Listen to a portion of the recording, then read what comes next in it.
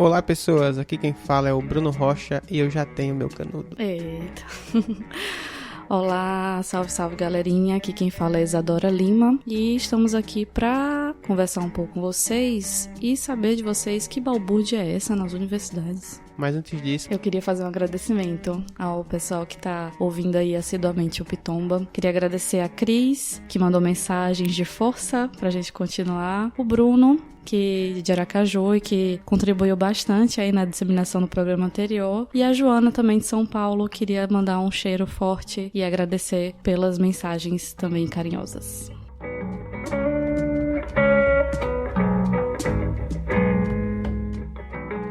Então, pessoas, começando a nossa pauta de hoje, que é o tema da universidade pública. Para quem não sabe, enfim, a universidade pública, para quem não sabe, só se estivesse em Marte, né, mas tem sido pauta quase que semanalmente nos meios de comunicação em geral e nas redes sociais também, as várias discussões, tanto da gente ter tido 2 ministros da educação ao longo de 2019, quanto as pautas escabrosas que esses ministros trouxeram para cima da universidade. E a gente vai tentar entender hoje por que a universidade pública está sendo alvo de tanto ataque, principalmente por parte desse governo atual, e por que ela tem que ser defendida. Eu acho que esse é o nosso objetivo hoje. E a gente começa por um ponto que é um dado recente, divulgado pelo Instituto Brasileiro de Geografia e Estatísticas, o IBGE, traz que pela primeira vez na história do Brasil, mais da metade dos estudantes de nível superior são negros. 50,3% dos estudantes de ensino superior em universidades públicas são negros, assim. Eles jogam uma pesquisa, eles lançam essa pesquisa já com um reflexo de que isso é resultado de maior acesso, né, à universidade pública, que a gente entende também como são importantes as políticas de ações afirmativas, como as cotas e, enfim, a disseminação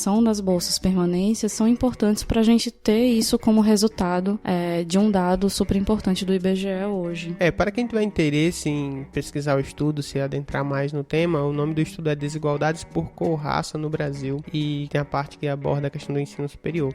O estudo ressalta, né, a questão pela primeira vez na história, a gente tem uma maior distribuição racial e étnica no Brasil, dentro das instituições públicas de ensino superior, e traz como reflexão justamente as políticas dos últimos períodos, as políticas afirmativas de inclusão, seja de pessoas pobres, mas também de setores étnicos, raciais, que historicamente foram marginalizados, excluídos desse espaço da universidade. Eu acho que, assim, a gente tem que trazer esse dado refletindo por ele profundamente, né? Não só esse aspecto importante que a gente permitir a acessibilidade, o acesso à informação a um setor que antes foi completamente excluído e que tem uma composição, inclusive, de trabalho nos postos de trabalho mais precarizados, aqueles mais oprimidos, mas a gente ainda está um pouco longe do ideal, né? Então, assim, é interessante a gente perceber que a gente consegue observar mais estudantes negros na universidade, mas, contudo, não temos ainda docentes negros. Então, tem muita coisa para avançar, a gente tem que olhar para esse dado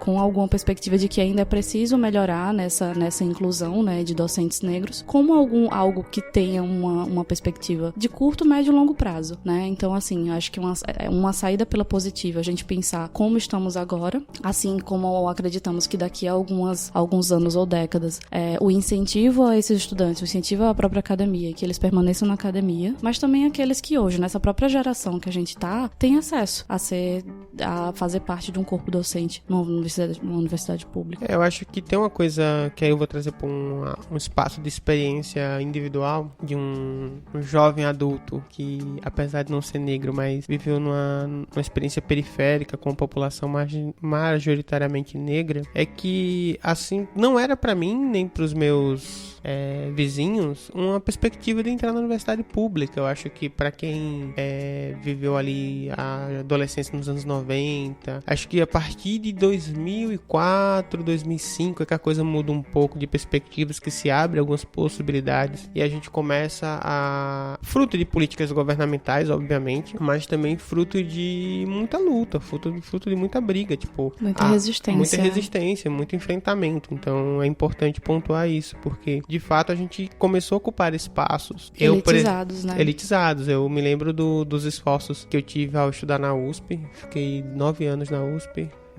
Fiz uma graduação em História, licenciatura, bacharelado, terminei meu mestrado. E ser nordestino, filho de mãe solteira, e entrar na principal universidade do país, não é qualquer coisa, assim. Eu me lembro como, para alguns setores brancos, de classe média, paulistas, aquilo ali era que besteira, a USP é mais um lugar. Para mim era algo de muito orgulho, no sentido de todo o esforço que eu tive que fazer para ocupar aquele espaço. Ainda mais a USP como uma universidade que foi projetada para ser a universidade da elite, que vai formar a elite científica, inclusive produtora intelectual, produtora de conhecimento, que vai dirigir o Brasil, acho. O projeto da USP nos anos 30, após a derrota de 32, a USP foi fundada em 1934, era justamente esse, né? Formar a elite paulista que iria dirigir o país para não se repetir a derrota de 32, como foi com enfrentamento com Vargas. Então, ocupar esse espaço, disputar e discutir, por exemplo, eu acho que uma das coisas que mais pesou pra mim nessa minha trajetória na USP, apesar que o programa não é sobre a minha trajetória individual, mas eu acho que é interessante pontuar isso porque são os enfrentamentos que a gente tem dentro das universidades públicas. Sim, é importante colocar. Eu tô pensando a partir da minha experiência, mas, por exemplo, você vê a exaltação da mitologia paulista em cima dos bandeirantes, pra mim é extremamente doloroso. Pensar que foi Domingos Jorge Velho que veio pro Nordeste, destruiu o Quilombo dos Palmares, enfim. Então essa exaltação de uma elite, principalmente paulista, no caso brasileiro, essa elite dominante, ela também significa subjugar setores pobres, marginalizados, negros, periféricos e de resistência ancestral. Com certeza. Então, eu imagino também que a Isa, na sua trajetória acadêmica enquanto mulher negra, na medicina não tenha sido fácil, assim, tem momentos muito dolorosos. Não, sim, tem...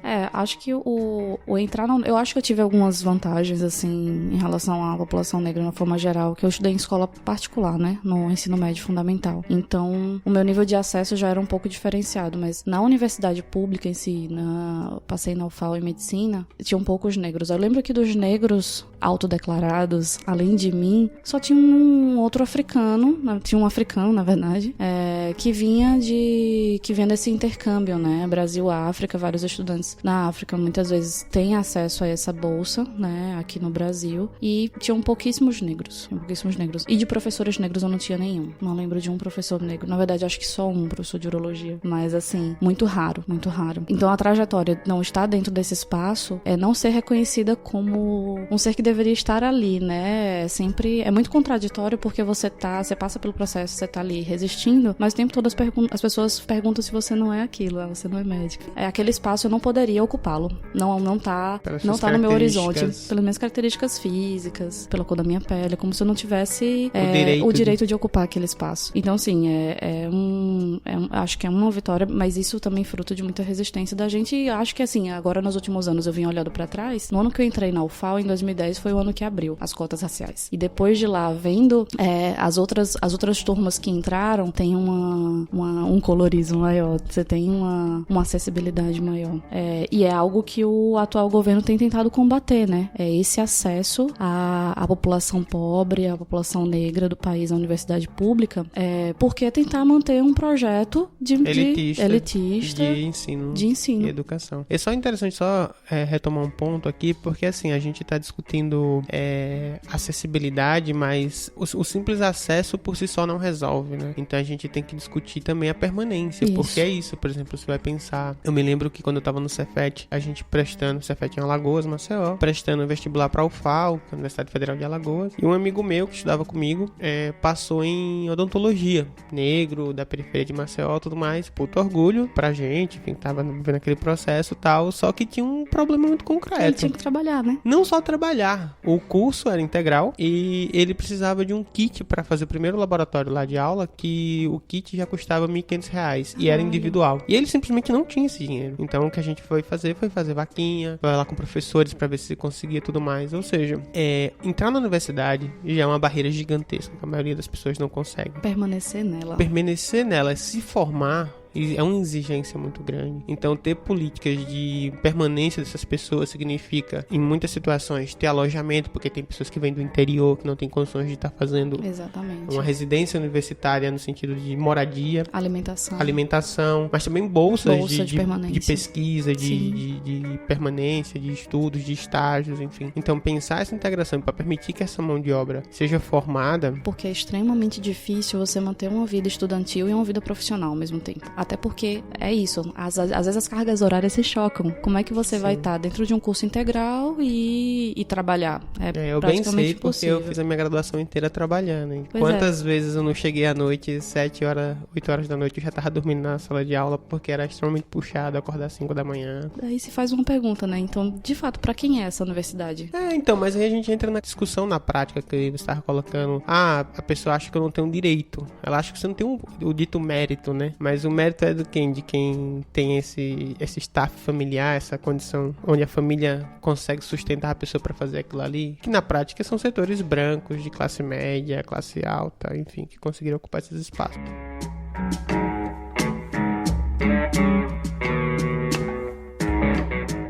Eu acho que, e entrando nas próximas discussões, é um projeto, inclusive, que se mantém ao longo dos anos, essa de reduzir a acessibilidade e manter mesmo esse abismo social que existe entre ricos e pobres no país. É uma outra faceta desse projeto. E aí, a cada governo, a gente vê projetos diferentes tentando se infiltrar e manter o Brasil como celeiro agrícola do mundo. Investindo menos em tecnologia e ciência e informação. A gente entra no próximo, que é justamente o questionamento que se faz hoje no âmbito público é que a universidade consome muito recurso e que, em tese, retornaria pouco para a sociedade. Pouco lucro. E aí é uma discussão. Que sociedade que a gente está falando, né? São as sociedades anônimas ou são a sociedade carne e osso, a sociedade das pessoas na vida real, sabe? Porque é isso, se a gente estava estudando, levantando alguns dados a respeito da produção científica das universidades públicas brasileiras. Na realidade, a produção científica brasileira como um todo, né? E 95% de toda a produção científica brasileira é feita pelas universidades públicas. Ou seja, aquele modelo que a galera fala, não, porque tem o mercado, que as empresas têm que fazer pesquisa. Empresa nenhuma quer investir em pesquisa no Brasil hoje. Principalmente em pesquisa cuja demanda da população é o norte, né? O que a empresa, a lógica da empresa, a lógica de mercado é você construir o alvo das suas pesquisas baseado naquilo que dá lucro. Então, assim, a Aedes aegypti, a gente tem toda uma epidemia, uma determinada época do ano, é sazonal. A gente Milhares de pessoas morrem anualmente. Sim, de dengue hemorrágica. E a gente tem um setor da universidade pública que só pesquisa o controle do Aedes aegypti. E, com certeza, não é alvo da pesquisa pela indústria farmacêutica. E lembrando, por exemplo, uma das principais produtoras de controle fitossanitário dessas pragas seriam as empresas farmacêuticas, exemplo dela a Bayer, e a Bayer não investe em controle biológico, por exemplo, é veneno, e o Aedes aegypti anualmente ganha resistência àquele novo veneno, precisa de um novo veneno, de uma dose mais forte, e isso significa também o extermínio de toda uma fauna de insetos que ajudaria nesse controle, a contaminação das pessoas, né? pessoas com veneno, enfim. Não tem homeostase nisso, mas eles rompem com o equilíbrio. E ao mesmo tempo eles querem barrar a pesquisa em universidade pública que quer tentar o controle desse equilíbrio. E a gente pode pensar em outras pesquisas, né, de forma mais ampla, por exemplo, aqui no Nordeste, a gente tá falando agora de Recife, e a gente teve Recife foi um dos principais focos do Zika vírus, que também um dos vírus transmitidos pelo Aedes aegypti. Isso. Que tem gerado microcefalia nos nossos fetos e cujo Estado tem responsabilidade tanto na origem, né, quanto nas consequências dessas crianças, porque a gente não é legalizado o aborto, certo? Então, assim, essas mães, elas ficam com essas crianças com sequelas e o Estado, que deveria ter a responsabilidade de garantir saúde para essas mães, para essas crianças, não gera projeto suficientemente. Lembrando que era obrigação do Estado também o fornecimento de saneamento público, né? Impedir que o próprio Zika vírus se dissemine. O próprio vetor, né? Que seria o Aedes aegypti, propagasse de forma tão... Mas mesmo assim, por exemplo, na discussão do Zika vírus, a universidade pública, ela é um dos frontes de estudo, de detecção, de mapeamento, enfim. Com certeza. Então, o Nordeste é pioneiro nisso. Então a gente tem um dos pontos centrais na produção, ou seja, é a universidade pública pensando o conhecimento para atender as necessidades. A gente não está dizendo que toda pesquisa feita na universidade pública atende o interesse da população em geral, mas a gente está trazendo alguns exemplos de positivos disso, de como é importante. Quantas famílias não sofrem hoje, inclusive, com pais, tios, avós com Alzheimer? E a nossa universidade pública, ela tem liderado as pesquisas mundiais. Os brasileiros, eles são responsáveis por serem serem pioneiros em pesquisas com hormônios que podem converter a perda de memória causada pelo Alzheimer, por exemplo. Então, assim, é reflexo direto na nossa vida cotidiana. Outra coisa super importante que a gente viu recentemente foi uma pesquisa da Universidade de Medicina de Ribeirão Preto, que foi responsável, assim, pela remissão do câncer, de um tipo de câncer, né, que é o linfoma, num paciente que não tinha mais prognóstico, ele já estava diagnosticado como um câncer terminal e que ele só tinha, o prognóstico era de 1 ano de vida. Os sintomas dele completamente acabaram, entraram em remissão, claro, podendo inclusive ter recidiva em algum tempo, mas um paciente que estava com 1 ano de perspectiva de vida. Ano de perspectiva de vida, você tira ele totalmente da crise, ele volta a engordar, volta a se alimentar, volta a ter vida. Então, isso é uma das coisas mais importantes que a gente tem na produção científica hoje no Brasil. Lembrando que esse estudo aí da Faculdade de Medicina de Ribeirão Preto, ele é pioneiro na América Latina, não existe, é a primeira vez que aplica essa técnica e que conseguiu uma remissão num paciente terminal, né? Fruto também de uma pesquisa na universidade pública. Acho que outro exemplo da que a gente tem aqui, que é uma das fronteiras, inclusive pega no gancho que esse mês, agora recentemente, a Anvisa legalizou medicamentos à base de compostos de cannabis, mas com toda a crítica que o movimento, inclusive da cannabis medicinal, faz a essa forma de legalização da Anvisa, é que a Anvisa, ela vetou todo o cultivo, enfim, depois a gente vai fazer provavelmente um programa específico sobre cannabis, mas o que a gente queria ressaltar na realidade é os estudos de ponta de lança que está sendo feito na Universidade Federal da Paraíba, disciplinas voltadas para o estudo da medicina canábica e todo o trabalho junto com setores que precisam, por exemplo, a questão do Alzheimer pode ser usado para redução dos efeitos colaterais, glaucoma. Os próprios sintomas. Então tem a aplicabilidade dos medicamentos derivados de cannabis e a universidade pública está nessa fronteira aí de estudos. E pensando no interesse público coletivo, não no interesse da indústria farmacêutica somente, né? E assim, importante colocar também que o Brasil está indo na contramão de todos os outros dos países desenvolvidos, né? A grande maioria dos países desenvolvidos, quando o país está em crise, ele aumenta o investimento em educação pública, em pesquisa, porque é uma forma de você sair da crise, inclusive. Voltando, é aquela ideia de que os esforços hoje não são para manter, são para reduzir, para o corte que foi anunciado no início do ano de 30% na educação, e que, enfim, gerou muito burburinho, inclusive essa ideia da balbúrdia vem os esforços dos países desenvolvidos quando o país está em crise é investir em tecnologia e ciência e não cortar investimento desses setores da sociedade. Já entrando na discussão sobre investimento, por exemplo, no Brasil se fala muito a respeito do modelo norte-americano, que é tudo privado, né? Mas mesmo no modelo norte-americano, que é o modelo privado, a gente estava levantando os dados aqui, 60% do financiamento é público, ou seja, mesmo as pessoas pagando mensalidade e tudo mais, o Estado continua investindo. Mais da metade do investimento. Porque entende que isso é justamente o que eu estava colocando, é um espaço onde você tem a maior produção de valor agregado, em termos de produção de conhecimento mesmo, de aplicabilidade na vida. Apesar de a galera falar que o governo não tem projeto pra nada, mas na realidade tem, pode não ser o nosso, que claramente não é, mas acho que tem a ver com o projeto do Futurice, né? Que é um projeto que o Ministério da Educação lançou recentemente e que de forma, digamos, muito democrática, para não dizer o contrário, está tentando implementar nas instituições de ensino superior no país. Para quem não sabe direito o que é o Futurice, enfim, quando o próprio Ministério também não explicitou muito bem quais são as intenções, mas a grosso modo seria: as universidades hoje teriam seus financiamentos ultra reduzidos e uma das formas de se financiar seria buscar dinheiro na iniciativa privada, no mercado. Como é que isso seria feito? Isso seria feito a partir de associações, de organizações sociais que faria a gestão entre esse dinheiro que seria captado e onde seria investido dentro da universidade pública. Qual o problema? É que a gente já tem exemplos muito claros de como isso funciona. Na realidade, não com captação na iniciativa privada, mas com a administração de recursos públicos, que é o sistema de saúde. Boa parte, por exemplo, de São Paulo, da saúde pública, por mais que se critica a saúde pública, mas, por exemplo, ela é uma administração, digamos, privada.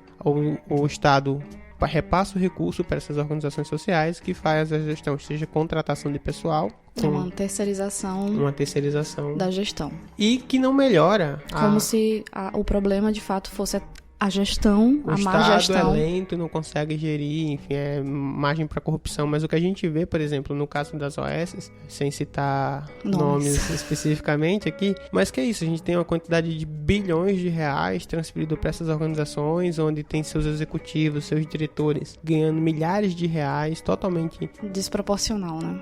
E totalmente. E não reflete na produção no atendimento ao público, em retorno para a sociedade. Muito pelo contrário. Então, o que a gente tem de pesquisa hoje já está muito consolidado na saúde. A gente já está há alguns anos, inclusive quem é do movimento de saúde pública, o Fórum em Defesa do SUS, enfim, vários movimentos, a gente já tem estudos de vários fóruns de que estudos acadêmicos. Estudos também. acadêmicos, inclusive. Na UFAL a gente tem um núcleo também que estuda social sobre isso. Da UFPE também tem um estudo, artigo sobre essa questão da terceirização da saúde, como ocorre a desvinculação de recurso público.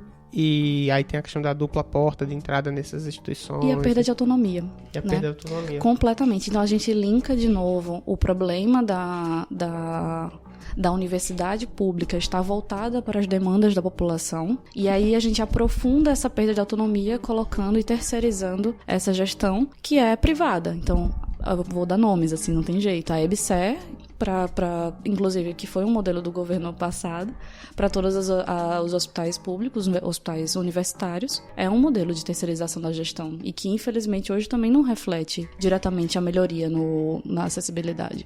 E acho que tem duas coisas, na realidade, que tem como alvo, né? Um dos primeiros alvos principais é o funcionalismo público, que vai ter seus direitos rebaixados, sua faixa salarial rebaixada, porque quando você tem, por exemplo, a entrada das organizações sociais, da EBSER, você não tem mais contratação via concurso público, você não tem mais estabilidade, e é tudo via CLT. Então, Sim. Você tem uma outra conformação de modelo de gestão do funcionalismo público. E a outra coisa é que isso não necessariamente, o discurso é de eficiência econômica, só que isso não se reflete numa melhor eficiência econômica, não se reflete no aumento da oferta de serviço público para a população, o que reforça na realidade, que a gente for pegar na maioria das prefeituras, na maioria dos governos dos estados, em vários outros locais, é que um grupo político se apropria dessas organizações sociais, se apropria dessas entidades, fazem a gestão e na prática serve para se autofinanciar, para fazer o desvio de dinheiro público para coisa privada. Exatamente. Tem setores enriquecendo a rodo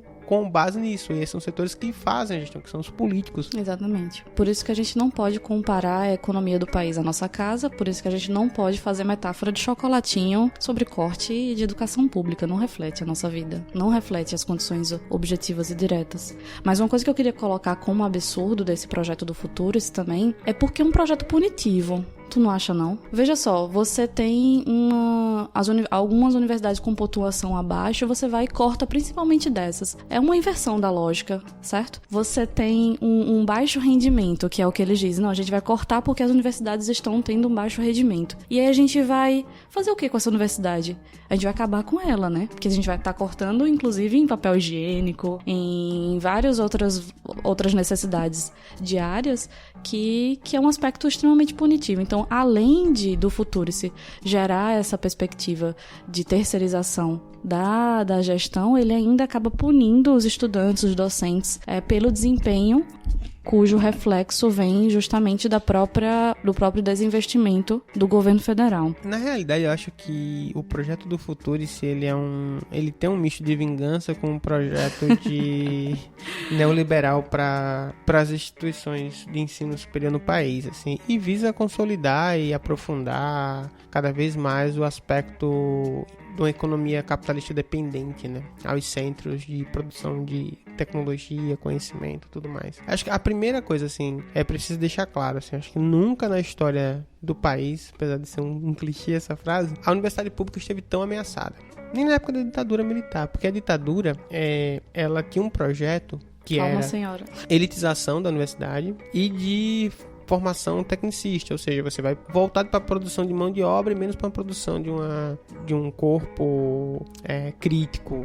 Não era esse o foco. O foco era formar mão de obra qualificada para o trabalho. Então era a formação de profissionais. Mas mesmo na universidade, por exemplo, se você for pegar os cursos de pós-graduação, boa parte se forma nos anos 70. A história mesmo na USP é de 73, se não me engano, 71, uma coisa assim. Então você tem mesmo ali, naquele contexto, se discutia, é um período em que o movimento estudantil vai estar nos anos 70 em alta, volta a partir de 77, 78, mas se discutia justamente a ampliação e a democratização desse ensino, mas não estava ameaçada a instituição pública de ensino. Hoje não, porque aí eu acho que tem alguns aspectos pensando. Um deles é justamente esse dado que a gente trouxe logo no começo do programa, que mais da metade da população que conseguiu acessar no último período é negra, pobre, periférica, e esse governo é tudo menos isso. Então, e é interessante ressaltar que é isso. Eu acho que tem uns setores das classes médias, brancas e altas do país que se sente ressentida por isso. Porque antes seus filhos já tinham acesso quase que imediato a isso.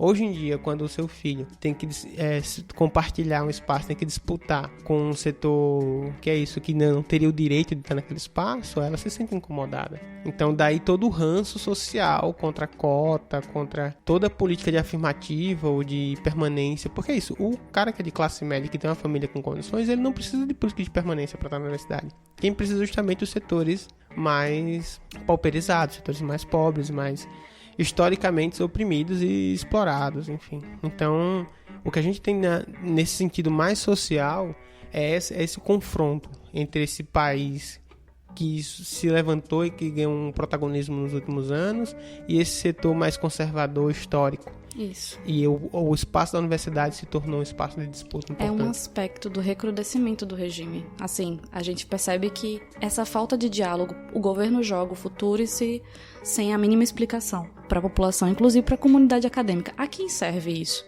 Se não for para a própria comunidade acadêmica, por que não manter um diálogo com ela? Então, essa é um outro aspecto do recrudescimento do regime, você não ter diálogo com a população com a qual vai receber isso de maneira super autoritária mesmo.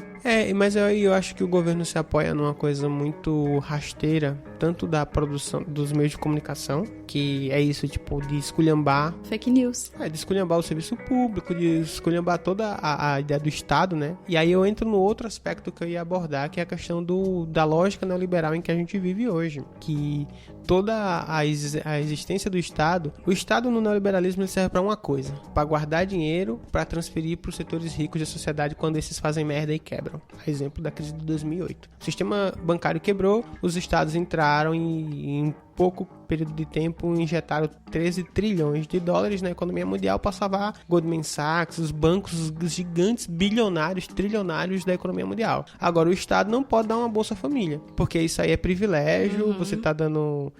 tem que ensinar o cara a pescar, mas um banqueiro, ele pode fazer merda, sabe? Tipo, quebrar a economia do país inteiro e ele vai ser salvo pelo Estado. Então, na lógica neoliberal, o Estado e os recursos públicos servem para a própria elite que domina esse Estado. Quando você tem qualquer serviço público, qualquer coisa que atenderia a um conjunto maior da população, ele é atacado na lógica neoliberal. E aí é interessante como esse conservadorismo histórico brasileiro, dessas classes médias, classes altas, ele se combina com esse discurso neoliberal atualmente. Se conforma justamente no projeto do futuro. Se quer isso, primeiro, o modelo ataca justamente essa mudança de composição social que ocorreu nos últimos anos da universidade pública, porque, de fato, se o futuro se for implementado, se houver os cortes do financiamento, se houver os cortes na política de permanência estudantil nas universidades públicas, esse setor que conseguiu acessar vai ser expulso da universidade pública. Não teremos mais nos próximos anos metade do público estudantil negro e periférico. Não ocorrerá porque essas pessoas não conseguiram se manter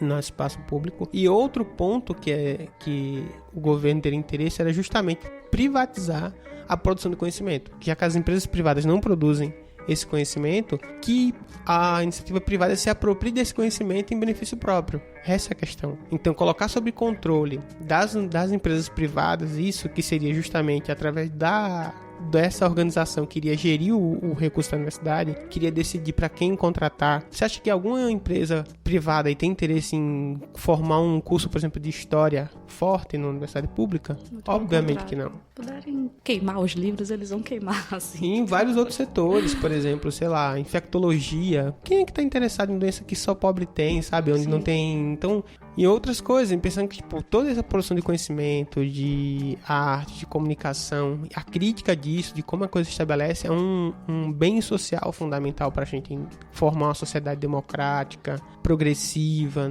em seus vários aspectos.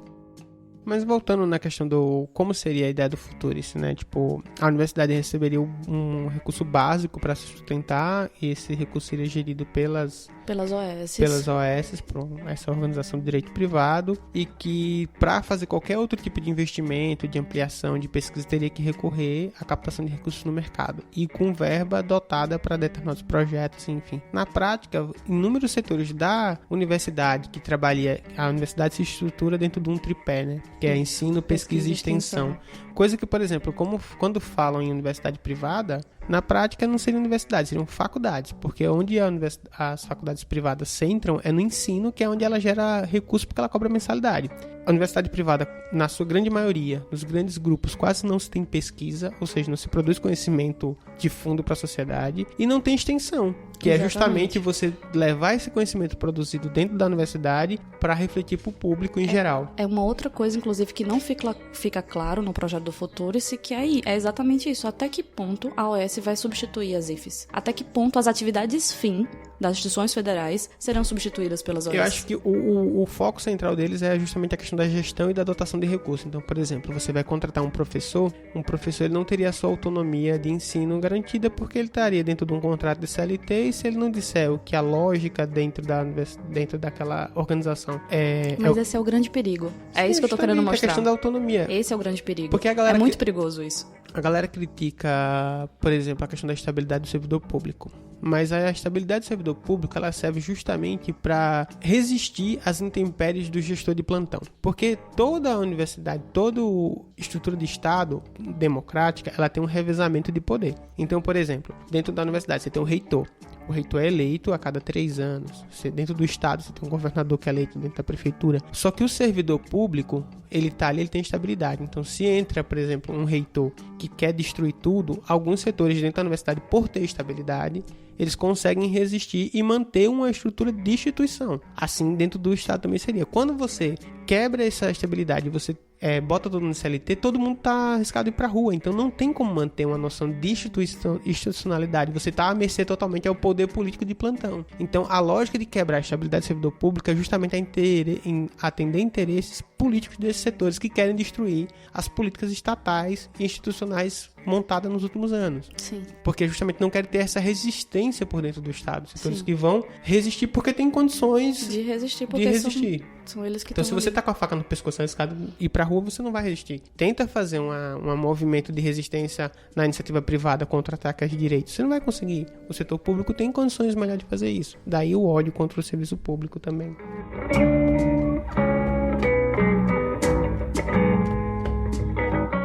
De início,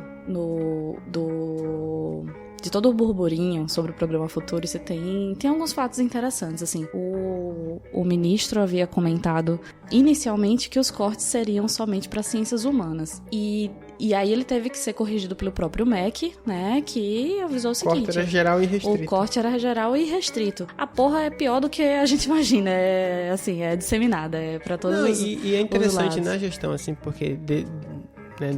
do governo federal é que a desinformação é política de governo. É política, ou seja, de governo. Eles fazem justamente isso. Pega, por exemplo, você quer atacar um conjunto de serviços públicos, você ataca os que tem menos respaldo porque aí público. Você consegue, do corporativismo que tem ao redor, um outro ataque acima daquele. Isso. E aí, mas só que o próximo passo é você atacar tudo. Então você divide, primeiro cria um fake news de divisão interna e depois você ataca o conjunto. Que você ganha um setor. Mas é uma mensagem que esse governo quer passar, assim, também. De que a filosofia, as ciências humanas, e todo esse setor, inclusive, tem produção humana, que tem produção, inclusive hoje, que é responsável por... A gente pegou um dado super interessante, que o setor público hoje no país, ele corresponde, inclusive, mundialmente, ele tem uma produção de artigos mundiais que faz a gente com impacto mundial, que faz a gente ser o 13º lugar em produção de artigo científico. Então, assim, a gente tem uma produção acadêmica super importante e que uma grande parte dessa produção também vem das ciências humanas. E é esse principal setor que é alvo de ataque, e é esse principal setor, inclusive, que vem sofrendo, inclusive, com discurso de ódio ao Paulo Freire, por exemplo, um grande pedagogo brasileiro. Não só o pedagogo, o Paulo Freire é o principal intelectual brasileiro citado no mundo. No mundo. Então, ele tem citação esses gestores tacanhos brasileiros da educação pública, não um cara que é respeitado no mundo inteiro, pela tem sua produção. Inúmeros projetos aplicados em vários locais do mundo, enfim. É responsável por grandes de alfabetização no país, né? O que mais teve sucesso hoje. Então, é diante disso que eu acho que a gente tem que ter uma saída de luta pela resistência, pela própria existência das universidades públicas. A gente tem que resgatar o Gonzaguinha e dizer, né? A gente acredita na rapaziada. Eu acho que o nosso foco central é justamente apostar nesses setores que conseguiram acessar esse espaço. Quando a gente estava vendo nas manifestações recentes sobre a questão dos cortes de educação, tipo, olha, eu sou o primeiro da minha família a entrar na universidade pública e não quero ser o último. Eu sou a primeira geração da minha família a entrar na universidade pública. A minha mãe não estudou nem até a 4ª série. Minha mãe não sabe ler. Minha mãe é analfabeta funcional. E eu não quero ser o último. Eu quero que meus filhos tenham acesso à universidade pública de qualidade. E eu vou lutar para que isso ocorra. E eu acho que não só nós que nos formamos já e estamos no mercado de trabalho, mas também as gerações que estão passando por isso agora. Eu acho que tem uma construção de consciência, uma noção de que esse projeto não atende. Daí também eles não quererem fazer um diálogo, porque sabe que as pessoas têm consciência. Tem espírito crítico. Então, assim, através da repressão, né, e são várias formas de repressão, seja repressão cultural, seja repressão científica, repressão dentro da educação. Eu não queria muito entrar nesse mérito, mas quando o ministro da Educação vai nas redes sociais ou em audiências no Congresso e fala que existe plantações de maconha e laboratórios de metanfetamina nas universidades, ele está justamente querendo desqualificar todo o conhecimento, toda a construção que existe dentro das universidades públicas para justificar o ataque nos setores, né, nessa massa de manobra que o governo construiu, ignorante, conservadora, reacionária. Focada no moralismo, né? Focada nesse ímpeto de repressão mesmo aos mais oprimidos da sociedade. E eu acho que é o seguinte, é possível a gente fazer muita coisa dentro da sociedade sem precisar, dentro da universidade pública, sem precisar fazer 30% dos cortes. A gente sabe disso, né? A gente tem aí uma dívida do agronegócio com rombo de 17 milhões. A gente tem bilhões. Multas ambientais de 3,8 bilhões. A gente podia escolher tributar as igrejas, né? Enfim, hoje daria 5 bilhões por ano se a gente tributasse as igrejas. Temos um rombo dos deputados ao INSS, por exemplo, de quase $500 milhão. Sem falar na dívida dos banqueiros, na dívida externa, enfim. Não, da onde tem a gente tirar dinheiro? A questão é que, como eu estava pontuando antes, o foco do governo não é pensar no bem público da maioria da população, é pensar nos setores ricos, da elite, que dominam e que estão numa lógica de financiarização da economia. Ninguém está preocupado em produção material, produção de conhecimento, as pessoas estão pensando em ganhar dinheiro rápido, não importa o dano social que se for causar.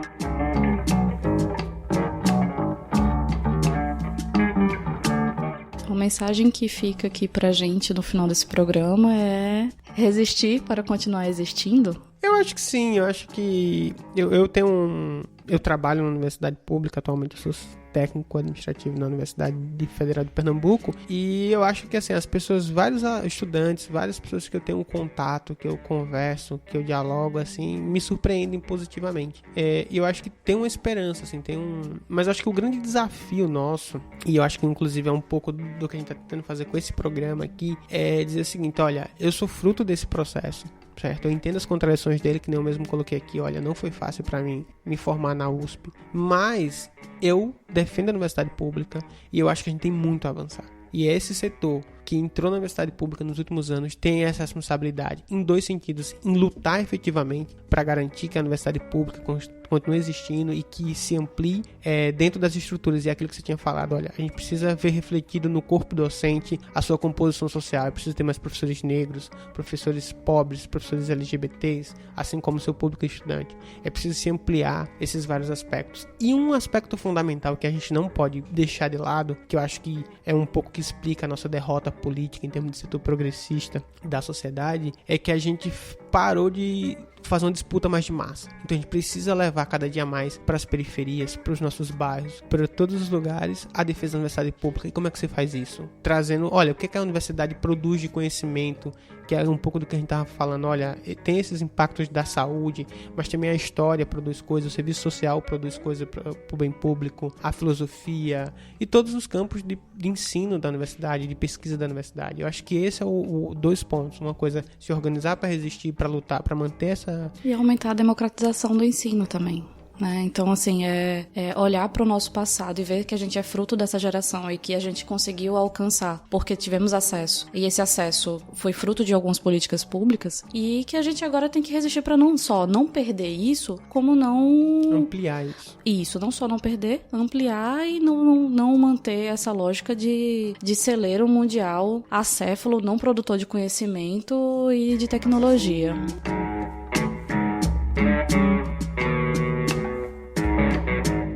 A gente vai encerrar essa gravação, mas fica o convite para todo mundo aí que tem algum contato com a universidade pública, mas que fica justamente isso, o convite para a gente fazer essa disputa social da defesa do conhecimento, da defesa no sentido mais das luzes.